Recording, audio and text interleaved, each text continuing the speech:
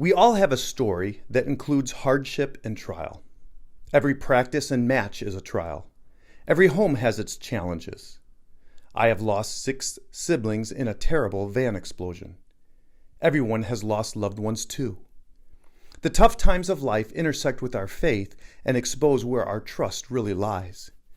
Do you trust God to use trials as golden opportunities to make us into tough men for tough times? Here is the story of Job. This is Men of Valor, Episode 6, Job, Trust. Job 1:1 begins with this. There was a man in the land of Uz whose name was Job, and that man was blameless and upright, one who feared God and turned away from evil.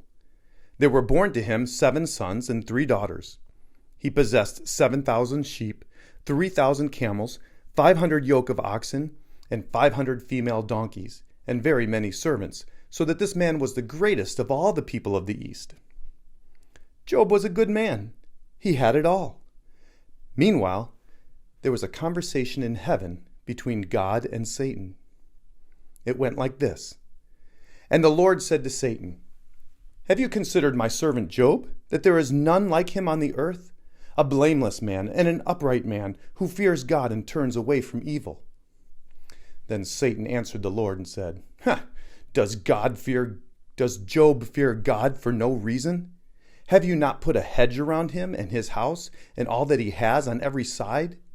You have blessed the work of his hands, and his possessions have increased in the land. But stretch out your hand and touch all that he has, and he will curse you to your face. And the Lord said to Satan, Behold, all that he has is in your hand. Only against him do not stretch out your hand.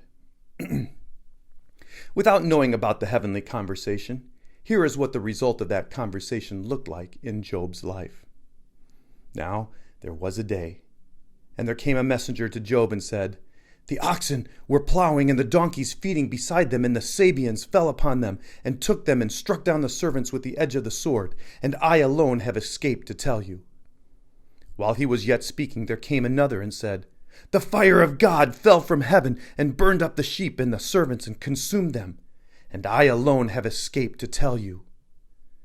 And while he was yet speaking, there came another and said, The Chaldeans formed 3 groups and made a raid on the camels and took them and struck down the servants with the edge of the sword, and I alone have escaped to tell you.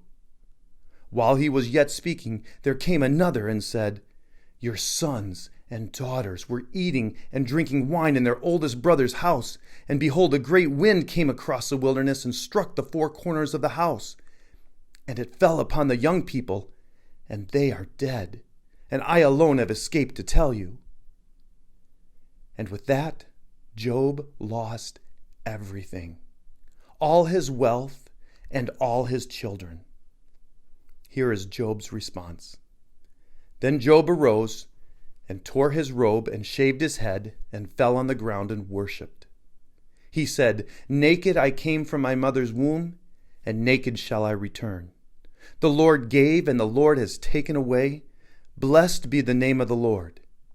In all this, Job did not sin or charge God with wrong. Then came round 2. Job 2 says this.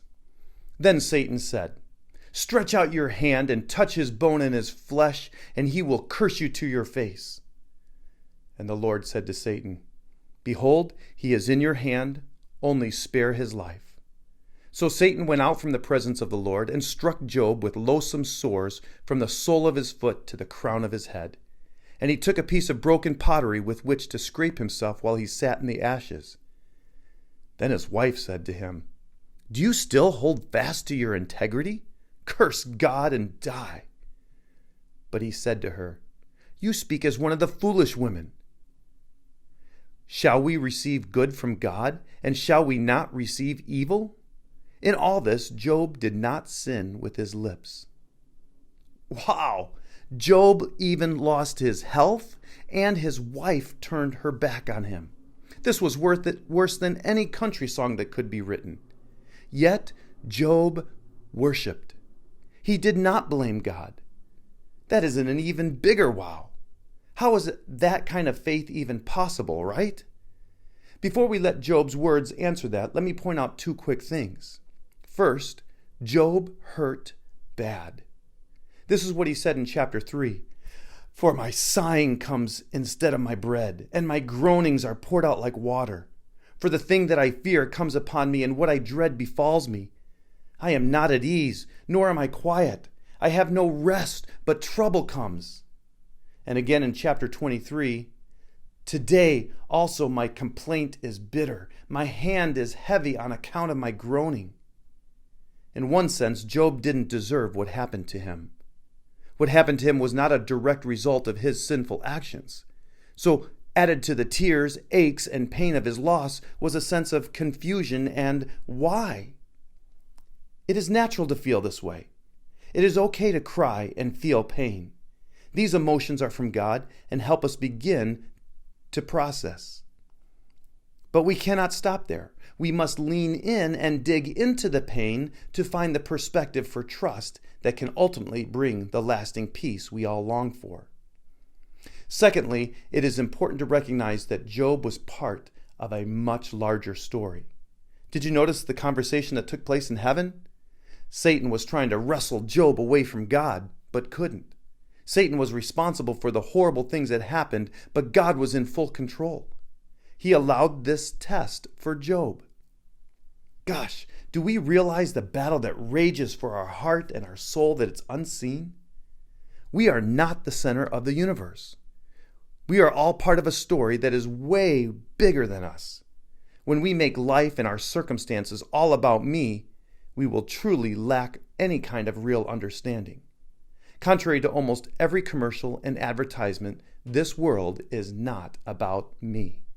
God is allowing your story to be written, which is sometimes very hard, but always ultimately for His glory and for your good.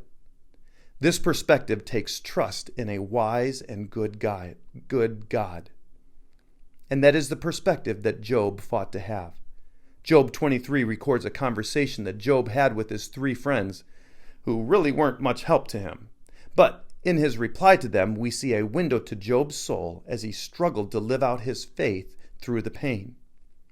Behold, I go forward, but he is not there, and backward, but I do not perceive him. On the left hand, when he is working, I do not behold him. He turns to the right hand, but I do not see him. But he knows the way that I take. When he has tried me, I shall come out as gold. My foot has held fast to his steps. I have kept his way and not turned aside. I have not departed from the commandment of his lips. I have treasured the words of his mouth more than my portion of food. But he is unchangeable, and who can turn him back? What he desires, that he does. For he will complete what he appoints for me, and many such things are in his mind. He knows the way that I take. God knows every detail of your life, and he is working every circumstance for his glory, which is for your best. This requires trust, even when we don't see the heavenly conversations. When he has tried me, I shall come out as gold. Our challenge is to see life from God's perspective and trust that he is in our corner to produce a valuable, meaningful life. Just as God blessed Adam and Eve, our life is significant and worthwhile, and he is in the business of blessing us. So win or lose, God is shaping our life. In injuries, God is still working to shape us. Parents are not perfect, but they are the perfect parents for you. Coaches are far from perfect too, but God is using them to grow and mature you. Life's circumstances are not all meant to be fully understood, but each one is designed to pull us close to a God who is ultimately working all things together for our good. My foot has held fast to his steps, Job said. This is the application of trust, no matter what comes our way. Hold fast and commit to God's way. Know his commands and value them. Quit playing God's job of sorting it all out. Just get busy doing what God wants you to do. So, when the ref makes a bad call, wrestle. When your parent loses it, just do right. When your teacher sucks, don't suck. When life goes to hell, don't go Satan's way either. A final word must be said about the common question that could be asked about Job's life. Why do bad things happen to good people? That question is really the wrong question to ask. It should be asked, why does anything good happen to bad people? Not only is the world a sinful place, but our lives are sinful, and any blessing from God is really undeserved. There truly is no good or perfect person except for Jesus. Yet the crucifixion of Jesus, which was the most horrible event in history, brought about the greatest blessing for mankind. Good things are possible for bad people like us because of Jesus' death. Relationship with God through the forgiveness offered in Jesus now gives us the greatest blessing, joy, and motivation. These closing words from Psalm 34 are truly words of trust.